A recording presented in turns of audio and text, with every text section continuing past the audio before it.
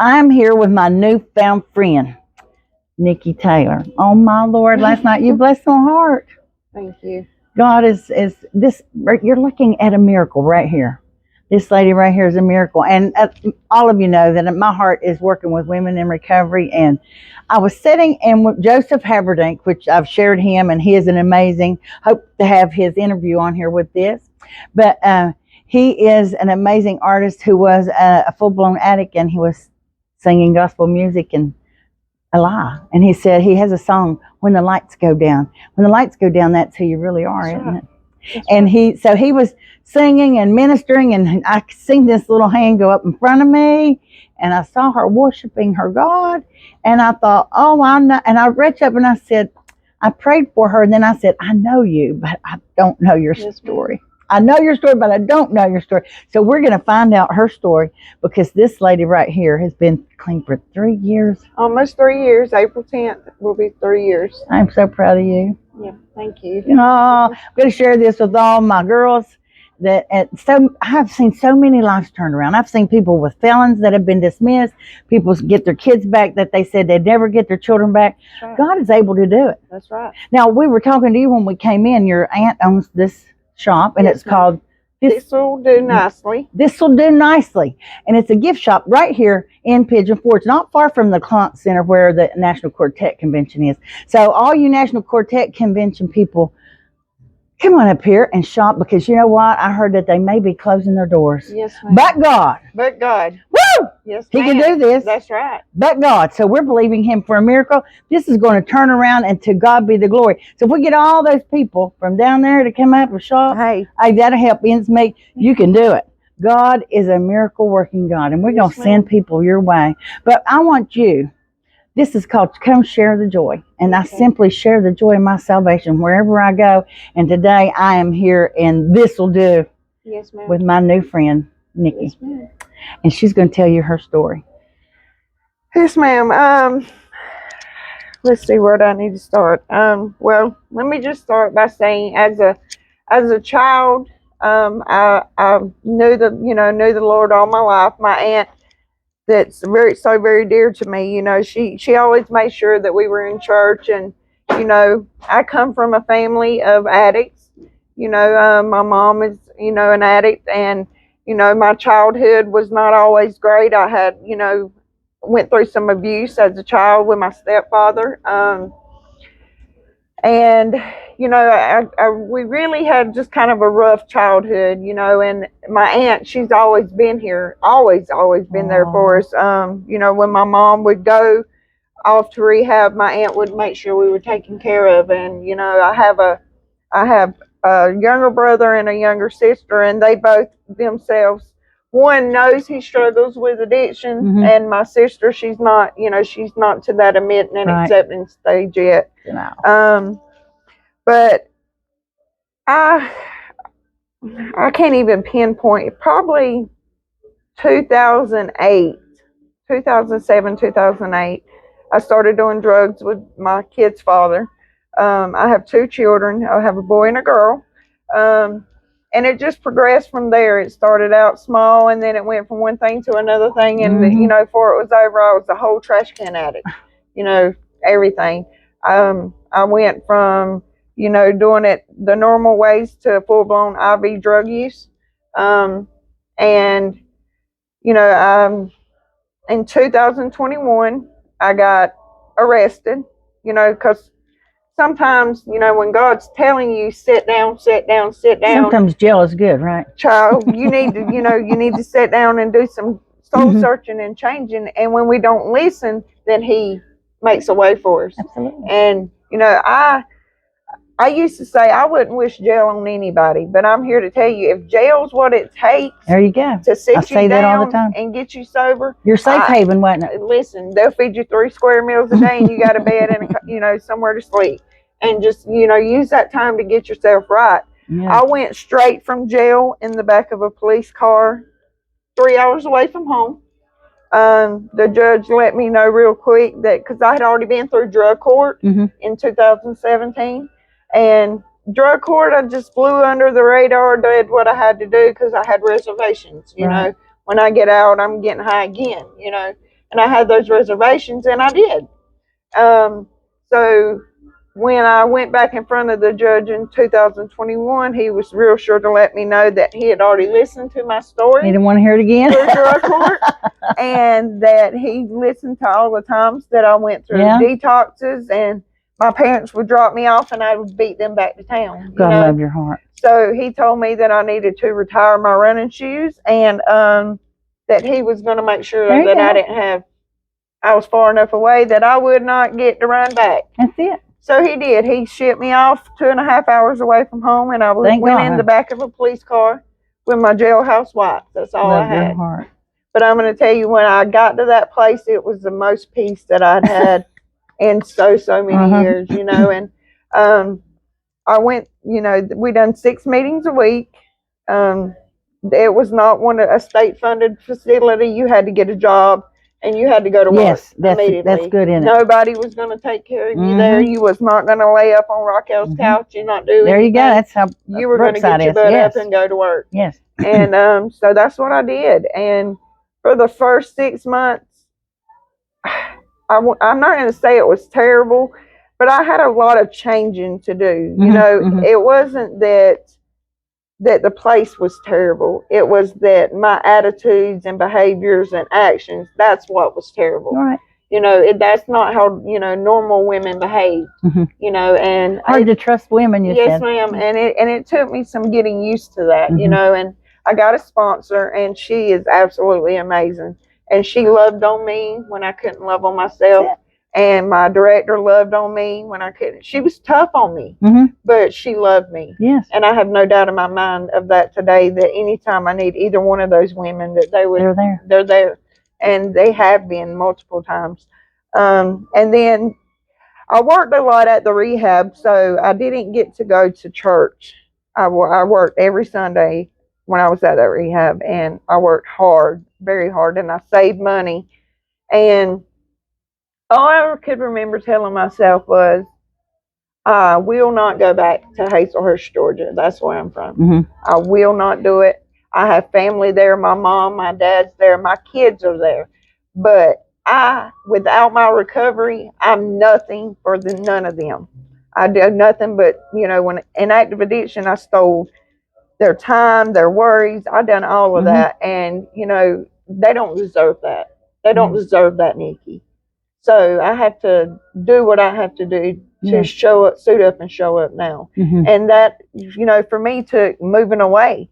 And until I got the opportunity to move up here, that took me sitting still in a mandated rehab. I was mandated for 12 months. I stayed 15 months because I was determined I wasn't going back. And I just was going to sit there and be still until God told me to move.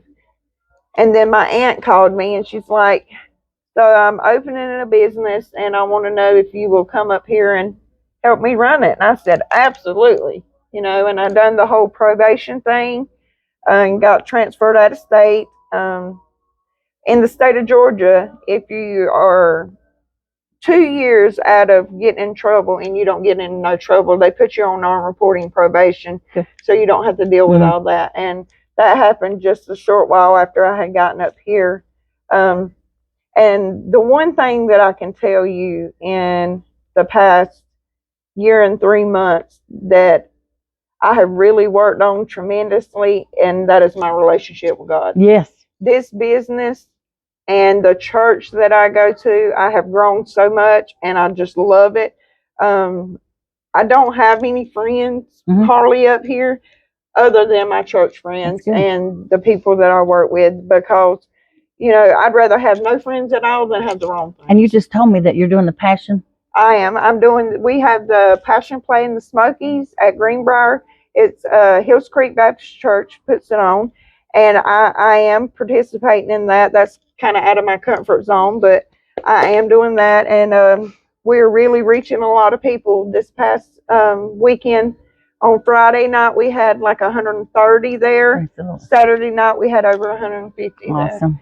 There. And it's really been a blessing. Yes. It's really been a blessing to me to be a part of that. And I never realized how big of a blessing it was. The first night that I done it, the pastor's stepdad, he looked at me right before the show started. He said, Nikki, let me ask you something. He said, almost 3 years ago, would you have thought on a Friday night that you would be witnessing and telling people about God and his story? And I said, no, sir, I would not have thought that.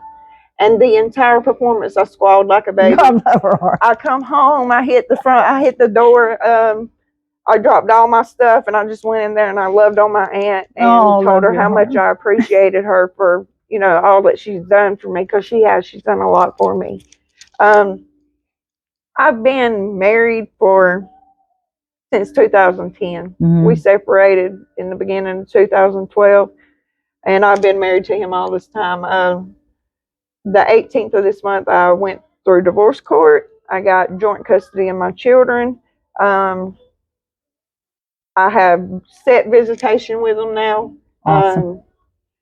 And I'd been saving, you know, my fiance, he'll be up here in December. He's also put himself through a year in a program after being in jail a year and doing RSAT, which is Residential Substance Abuse Treatment Center. Mm-hmm. He done all that, and then he put himself in a year program, and he completes that in December, and he'll be up here, and he's still dealing with probation and stuff. So I had to try to find somewhere to live up here, which is extremely hard and expensive, right? Inexpensive. Yes. And I've been doing that for a couple of months, and just at the beginning of the week, I found a place to rent, got a home, fixing to start working on it. You know, God really shows out, you know. And my aunt was telling me, because I was so discouraged, my aunt was telling me that I just had to trust God and get out of the way. And when I done that, I mean, things have just been unfolding one after the other. And that's who he is. And then and you were just in the play, and you're an angel, right? Yes, ma'am. In the play, she's an angel. And I want to ask you one more question. Yes, ma'am. I noticed last night when she had her hand up, praising God, there was a tattoo here on your arm. Yes, ma'am. And it says, it's a 2 with a %. And I asked what that meant, and you want to tell them.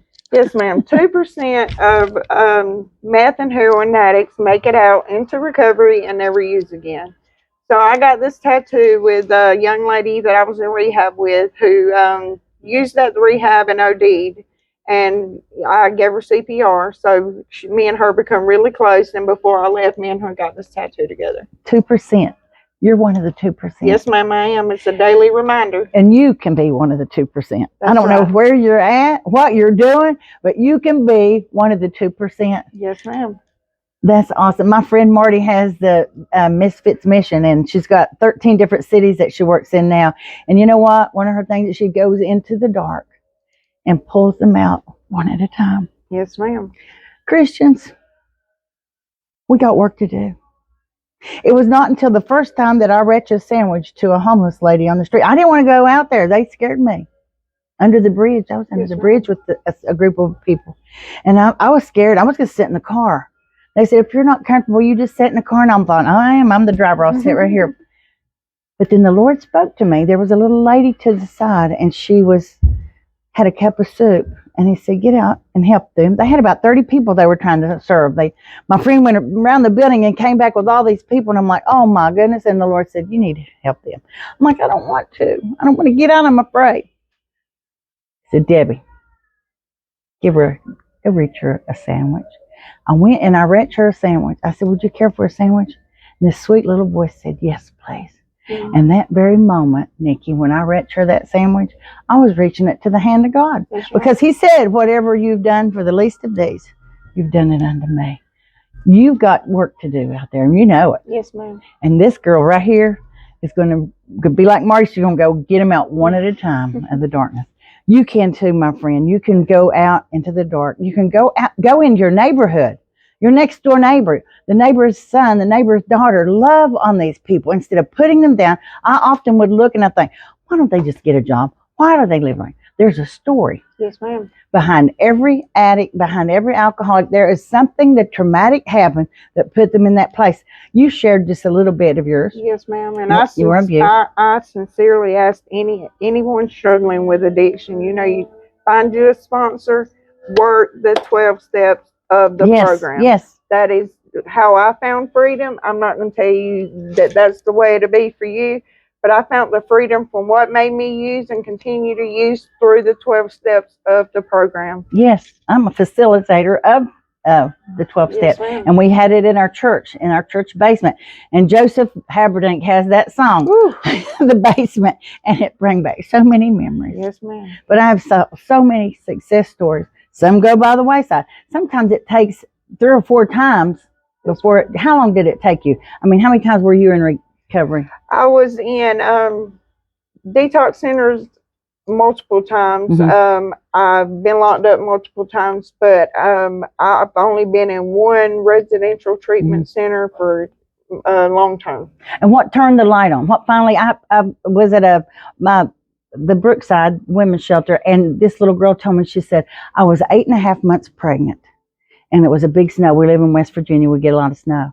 A big snow. I was walking down the road, and my mother passed me by, and it was 0. And she said, at that moment, I hated her. Yes, ma'am. But she said it turned on a light that I needed help. Yes, ma'am. That triggered her. Yes, ma'am. That storm. So yours was? Mine was when I was in jail, and I was content. I was happy to be there because I was tired, you know. And when you're in that situation and you're content, that says a lot. Oh, yes. Says a lot. Oh, you were just done. Yes, ma'am. Done. You're not done. No, ma'am. God's got great work for this lady right here. And Thank you so much. Please stay in touch with me. I will. I love you. Yes, ma'am. And last night, you know, God puts us where we need to be. That's right. And you are one of my where to be places. Yes, ma'am. God love you. And thank you for being a guest on Come Share the Joy. Yes, ma'am. Thank you.